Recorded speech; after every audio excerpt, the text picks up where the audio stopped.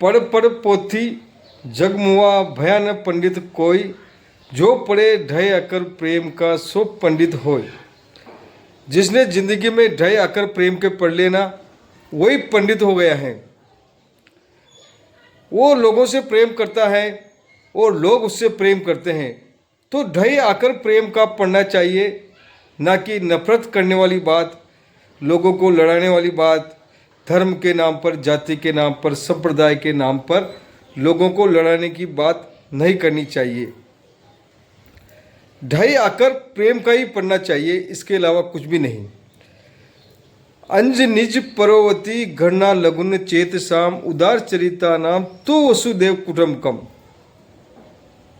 ये मेरा है, ये तेरा है, ये इसका है, वो उसका है, ये छोटी बुद्धि के लोग करते हैं।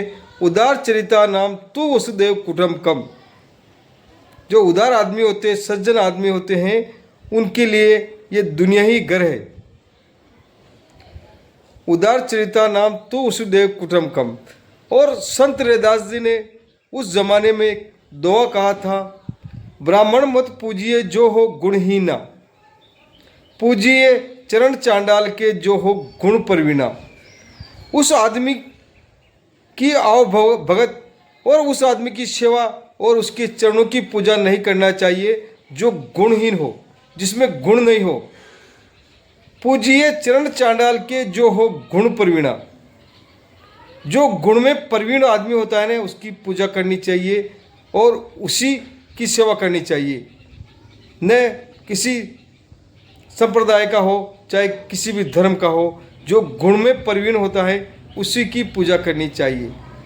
कबीर जी का एक और श्लोक है, दुआ है, जात मत पूजिए साधु की, ले लीजिए ज्ञान,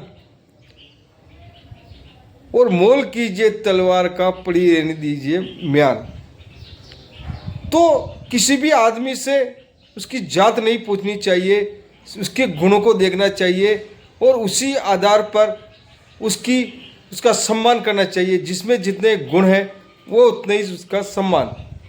महाभारत में कृष्ण जी ने अर्जुन को कहा था, जो आदमी जैसा कर्म करेगा वो उसी आधार पर पहचाना जाएगा, न कि जन्म के आधार पर पहचाना जाएगा। तो कर्म ही आदमी के मेन है।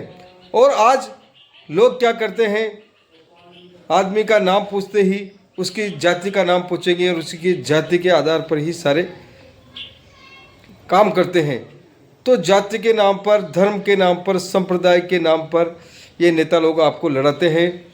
तो आप लोग इनके बहकावे में नहीं आइए और एक ही बात याद रखिए, अंज निज प्रवृत्ति घृणा लगुन चेत साम, उदार चरिता नाम तो वसुदेव कुटुंबकम। जय हिंद, जय भारत।